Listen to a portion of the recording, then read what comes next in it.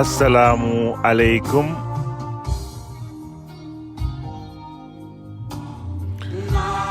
mbokk yeeg xarit yi maa ngi leen di nuyu tey si talaata ji 2 avril 2025 balaay continuer ci sunu programme bi maa ngi leen di naan déwénati di leen baal ak di leen baalu ndaxte ñëpp xam nañ ni wax yombul ñu lay dégg nga war a fexe ba góorgóorlu ba li ngay wax ku ci ne à défaut ji mën cee gis ci boppam mu war a bañ a am dara loo xam ne war na ko ci toucher négativement donc ak dafa yomb démb waroon nañ def sunu éphéméride di ñu ne comme korité bi xawoon na jaxasoo ñu bàyyi rek nit ñëpp noppalu ba tey wante bu ñu defoon sunu éphéméride démb doon nañ ko articuler ci congrès américain bi nga xam ne bi moo mujj woon adopté le plan Marshall en 1948 par la suite waroon na ñëw ci élection bi nga xam ni BDS gagné woon na ko le 31 mars 1957 ba hommage bi nga xam ni bi waroon nañ ko rendre kii di Pape Diouf nga xam ni li mu def ci monde du sport ak li mu siggil Sénégal ci doomi Sénégal ci France ci domaine bi mu nekkoon doon nañ ko ci naw bu baax a baax wante tey ñu indi leen sunu éphéméride du 2 avril yi commencé ko ci sunu éphéméride de la semaine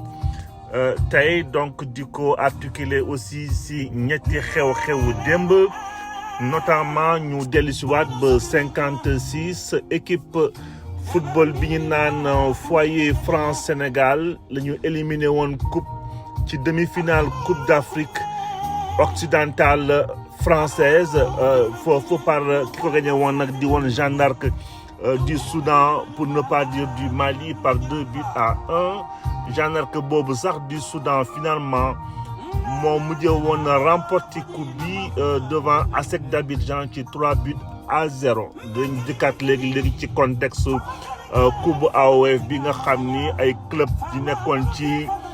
communauté bi ñoo ko doon seqandoo foofu première édition bi commencé woon en 1946 US Gorée bu Sénégal gagné woon ko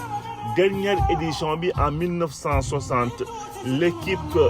filante l'étoile filante de Lomé moo ko mujjee woon a gagné. Sunu deuxième éphéméride tey daf ñuy yóbbu ci cérémonie d'ouverture au Festival mondial des arts nègres le 1er avril 1966 finalement kii di Alioune Diop bu présence africaine mujjee woon ñëw convaincre Senghor matérialiser li nga xam ni lu amoon solo la ci culture noire ak diaspora ñu matérialiser ko ci Festival mondial des arts nègres du 1er au 24 avril 1966 ay kilifa yu bëri teewe woon Sénégal quasiment le monde entier ñu invité leen Sénégal ci cadre boobu dinañ ci dikkaat léegi ba jeexal ci hommage bi nga xam ni bii bëggoon nañ ko rendre tey kilifa ju mag ji muqaddam bu mag bi imam bu mag bi kadi bi kii di El Hadj Madior Cissé ginnaaw bi mu fi wàññeekoo à l'âge de 88 ans nekkoon nag ku jege woon bu baax a baax sëñ Babacar Sy xalifa nekkoon premier xalifa bu El Hadj Malick Sy dañ ci dikkaat léegi ci kilifa yi nga xam ni mélangé woon na ñaari culture yëpp parce que nekkoon na fi greffier en chef tribunal régional de Saint-Louis. Donc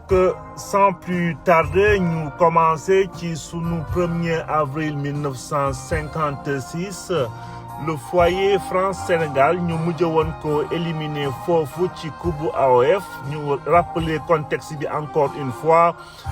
coupe bi dañ ko nekkoon compétition bi nga xam ni moo doon dajale équipe yi doon taxaw ci jamono boobu ci colonie française d'Afrique occidentale ba ci mel ni Sénégal ba ci Côte d'Ivoire Mali ancien Soudan français Guinée ak yeneen i dëkk foyer France Sénégal donc basé Dakar nekkoon bokkoon ci club yu dominant yi ci jamono boobu ànd seek US Gorée ak Jeanne d'Arc seen parcours nag donc nekkoon na benn parcours bu xawoon élogieux ci bés boobu donc ñu ngi koy rappeler léegi ci sunu introduction Jeanne d'Arc bu Soudan moo mujj woon a gagné ASEC d'Abidjan bu 3-0 gagné coupe boobu finalement donc jamono boobu jamono boobu donc ñu ngi doon rappeler aussi dernière édition bi en 1960 Étoile filante de Lomé moo mujj woon gagné balaa ñuy dakkal compétition bi. ñu enchaîner sunu festival mondial des arts nègres nga xam ni du 1er au 24 mai 1966 si la ko président Senghor mujj woon organisé en collaboration bien entendu ak présence africaine bu Alioune Diop nekkoon premier festival international bi nga xam ni moo doon célébrer lépp luy culture art ak héritage peuple noir ci fépp foo dem ci àddina bi ñu dellu si waat ci contexte bi rek ñëpp xam nañu Senghor li mu nekkoon un grand défenseur li ñu wax de la négritude bëggoon a jël festival bi nag def ko genre vitrine lépp li nga xam ne mooy créativité africaine ak ci sa diaspora donc il s'agissait surtout ñu jéem a fexe ba ñu valoriser ci àddina bi lépp luy culture noire ci jamono bi nga xam ni bi nag c'était bien marqué ci lépp luy racisme ak colonialisme ak lépp préjugé yi nga xam ni amoon nañ ko ci race noire ci moment fortu festival bi nag participants yi donc ay artistes ay écrivains ay musiciens ay intellectuels yu Afrique Caraïbes États-Unis ak yeneen i région ci àddina bi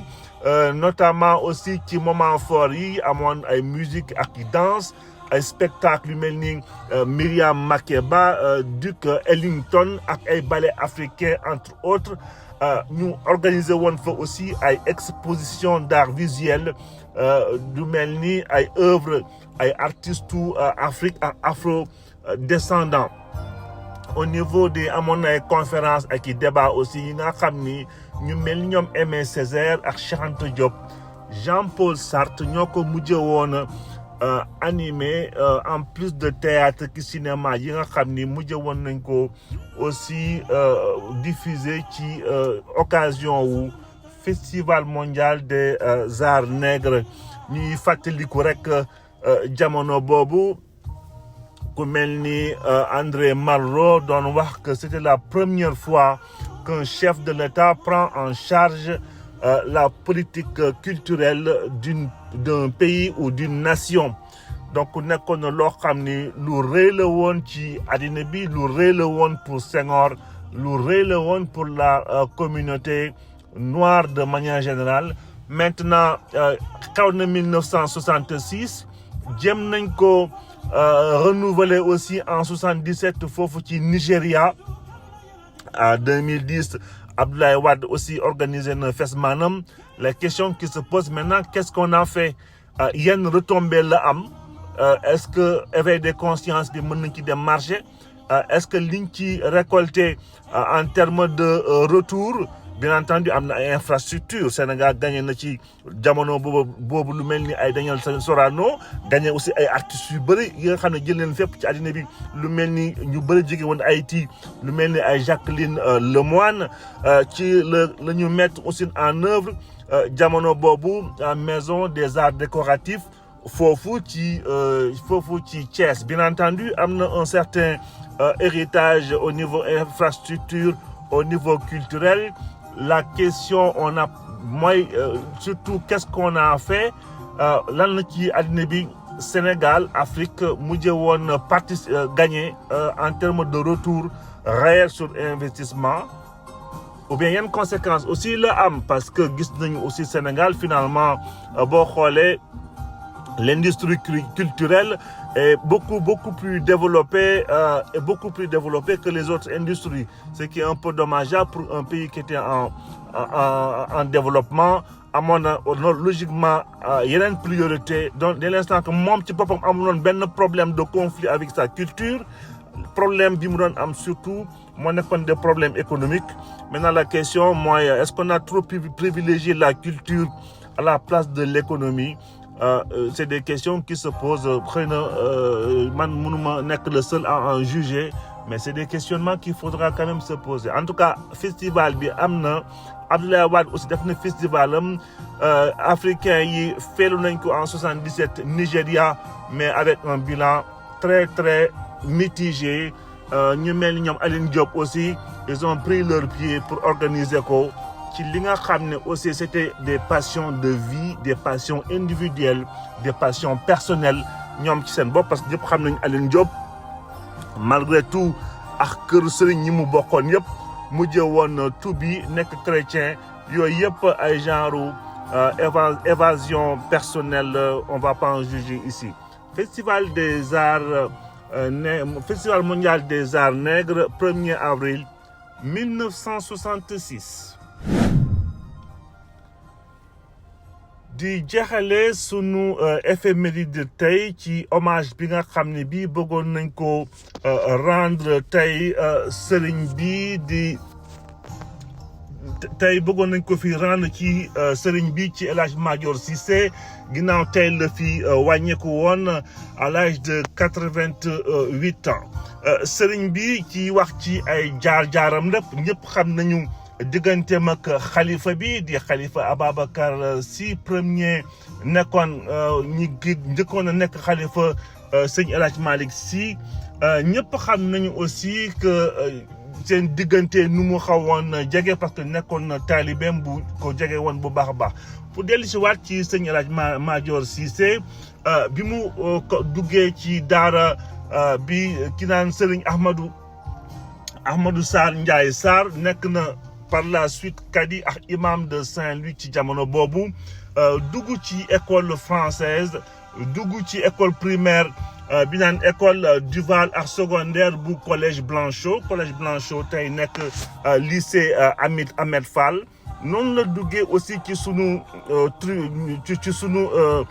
politique, ci sunu justice ba nekk fa greffier en chef bu tribunal régional bu Saint-Louis. sëñ Hadj Madior Cissé xamee woon ko ci guide spirituel daayira bi ñu naan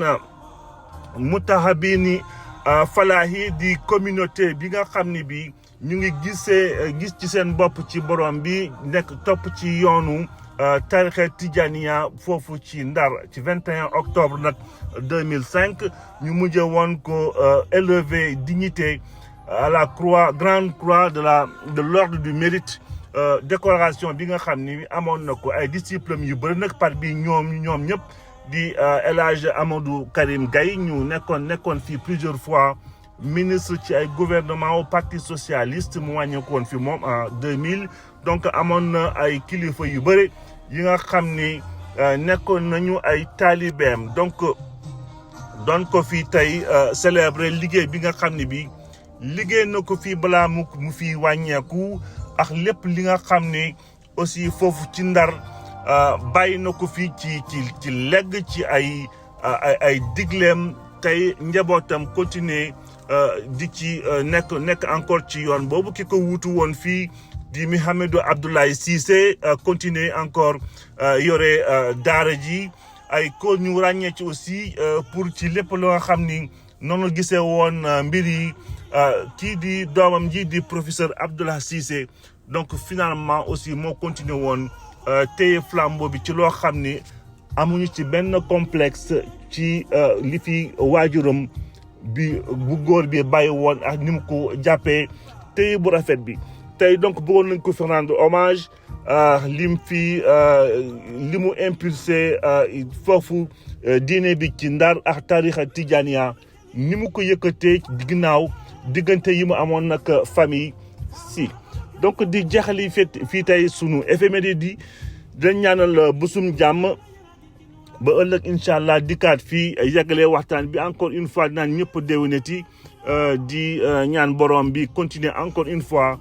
di barkeel wërsëg leeg njaboot yi ba ëllëg incha allah bonne journée à tout le monde. nee na subhaanahu wa taala yonentu moo fi ma si yónni mu di yonentu lislaam wala yonentu ahlul kitaab ak ña jiitu yonentu bu ma si yónni jox naa ko dégg nga charia boo xam ni farataal naa ci ñoom ñu samp attee indil naa ko it dégg nga beneen yoon boo xam ne yoonu jikko la mas teg ci ñoom farata ni nañ ci sóobu te suñ ci sóoboo dégg nga ñu forcer seen jikko ak seen xol ba mën mel noonu ndax yaakaar naa ni waxtaan wi dana ko leeral julli sharia ko wax wante këpp di julli déeyoo yàlla la te xolay déeyoo tànk loxo ak duñu déeyoo ak yàlla dënn di déeyoo ak yàlla ca la mu ëmb dégg ngeen bi laay ji waxee li limaamu Junaydu radiallahu anhu dañu ko tuddee ci yoon wi ni moo di yëlimaanu yoonu tariixa yi sanc ko am na lu jiitu moom wante ñëw bokkal jamono gis nañ ko mu gën ca farlu ba tourné ni kii mooy yëlimaanu yoon ñi ñëw gannaawam itam kenn weddiwu ko ñëpp tudde ko yëlimaanu yoon limaamu Junaydu boobu ba mu génnee àdduna ak léegi ëpp na junne bi at kon xam nga kon yàgg na waaw nee na suñu tariixa bii de ñoon ka teg ci waxu yàlla ak yonent bi sallallahu alayhi wa sallam ñoon ka tabax ci jéem jikko yonent yi ak ñaleen daal roy Cheikhuna Tijani radiallahu taala anhu bëri ci démb la fi moo tagul ñaari téeméeri at radiallahu taala anhu dal di feddali waxu Junayd bi ni fu ngeen fi déggee ci man kaddu peese leen ko ci waxu yàlla ak waxu yonent bi sallallahu alayhi wa sallam bu dëppoo jàpp leen bu dëppoowul sànni leen